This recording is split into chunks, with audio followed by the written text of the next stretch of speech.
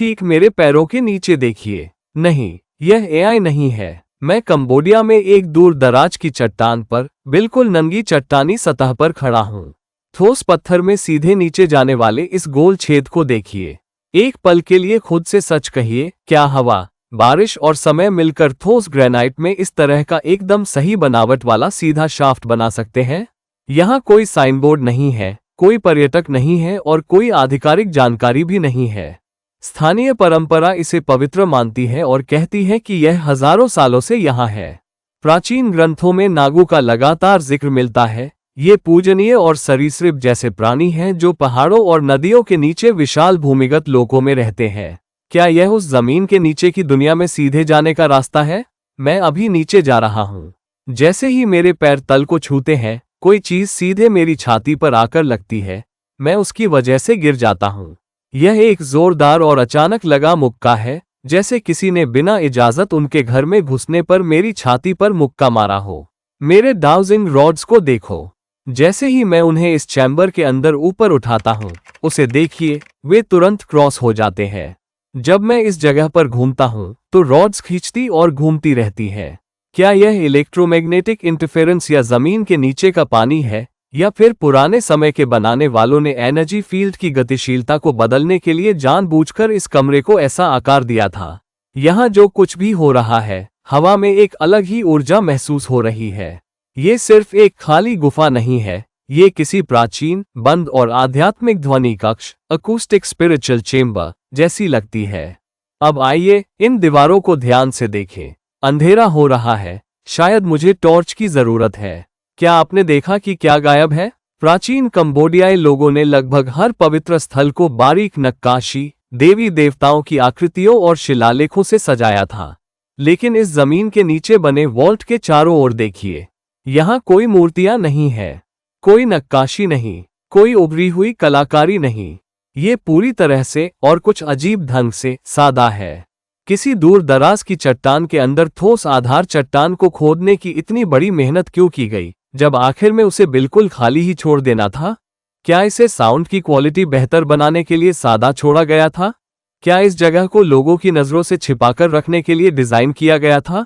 क्या ये कोई गुप्त अनुष्ठान कक्ष है या कोई छिपने की जगह? और यहाँ देखिए, ऊपर एक छोटा घेरा भी है। एक बड़ा घेरा और फिर एक छोटा घेरा, बहुत अजीब डिजाइन। अपने पिछले वीडियो में मैंने आपको नाग की मूर्तियों के अंदर छिपे छोटे छोटे खाली हिस्से दिखाए थे और मैंने पहले कंबोडिया में हाथी की मूर्तियों के अंदर छिपे गुप्त गोल छेद भी दिखाए थे, लेकिन वे हमेशा इंसान के लिए बहुत छोटे होते थे। यह जमीन के नीचे बना वॉल्ट इतना बड़ा है कि इसमें कुछ लोग बैठकर ध्यान कर सकते हैं। मैं नए साल के आसपास फिर से इस जगह पर जाऊंगा, इसलिए अगर आप भी मेरे साथ इस जगह को खुद जाकर देखना चाहते हैं तो डिस्क्रिप्शन में दिए गए लिंक पर क्लिक करें। लेकिन स्थानीय लोक कथाओं में और भी दिलचस्प दावा किया जाता है। ये पूरी चट्टान आपस में जुड़े हुए जमीन के नीचे के कमरों से भरी हुई है। अगर ये तिजोरी असली है तो अभी हमारे पैरों के नीचे ऐसी और कितनी तिजोरियां छिपी हुई हैं? मैं और गहराई तक जाना चाहता हूं और जमीन के नीचे और भी कमरे ढूंढना चाहता हूं, लेकिन सूरज पहले ही डूब चुका है। तेजी से अंधेरा हो रहा है और मुझे रात में सक्रिय रहने वाले कुछ जानवरों की आवाजें सुनाई दे रही हैं। वे बाहर निकलने लगे हैं। रुको, अभी हिलना बंद करो। नीचे देखो। अगर मैं बस 2 कदम और आगे बढ़ा तो सीधे एक गहरी खाई में गिर जाऊंगा। जरा देखिए कि चट्टान की सतह कैसे कटी हुई है। क्या ये भूकंपीय गतिविधि से खुली कोई प्राकृतिक फॉल्ट लाइन है, या फिर इस आधार चट्टान, बेडरॉक, को कृत्रिम रूप से काटकर हटाया गया है? मैं इस गैप को पार करके दूसरी तरफ जा रहा हूँ। यहाँ जंगल बहुत घना है, मुझे इन मोटी टहनियों को सावधानी से काटकर रास्ता बनाना पड़ रहा है। ठीक यहाँ नीचे देखिए, चट्टानी फर्श में सीधे काटा गया एक और गोल छेद। यह वाला छेद गिरी हुई पत्तियों और मिट्टी से पूरी तरह भरा हुआ है। और 5 फीट दूर देखो, एक तीसरी सुरंग पहाड़ के अंदर नीचे जा रही है। बहुत तेज रोशनी वाली फ्लैशलाइट होने के बावजूद अंधेरे मलबे की वजह से ये देख पाना नामुमकिन है कि ये सुरंगें असल में कितनी गहरी है। क्या ये पहाड़ असली नागद्वार, पाताल लोक का दरवाजा छिपाए हुए है? क्या हो अगर नागलोक सिर्फ एक कहानी न होकर हजारों साल पहले इसी पहाड़ के अंदर बनाई गई एक असली छिपी हुई जमीन के नीचे की संरचना हो? क्या जमीन के नीचे बनी ये सुरंगें ध्यान करने की प्राचीन जगहें, ऊर्जा कक्ष या महेंद्र पर्वत के रहस्यमयी पहाड़ के नीचे दबे विशाल भूमिगत तंत्र के बंद रास्ते हैं? नीचे कमेंट सेक्शन में मुझे अपनी सबसे अजीब थ्योरीज बताएं।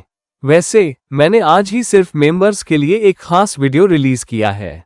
अभी ज्वाइन बटन पर क्लिक करें। मेरे पास आपके लिए दर्जनों खास वीडियो तैयार हैं जिन्हें आप तुरंत लगातार देख सकते हैं। मैं प्रवीण मोहन हूं। वे इन प्राचीन प्रवेश द्वारों को पत्तों और पत्थरों के नीचे छिपा सकते हैं, लेकिन वे सच को हमेशा के लिए नहीं छिपा सकते। जांच में शामिल होने के लिए सब्सक्राइब करें और मैं आपसे बहुत जल्द बात करूंगा।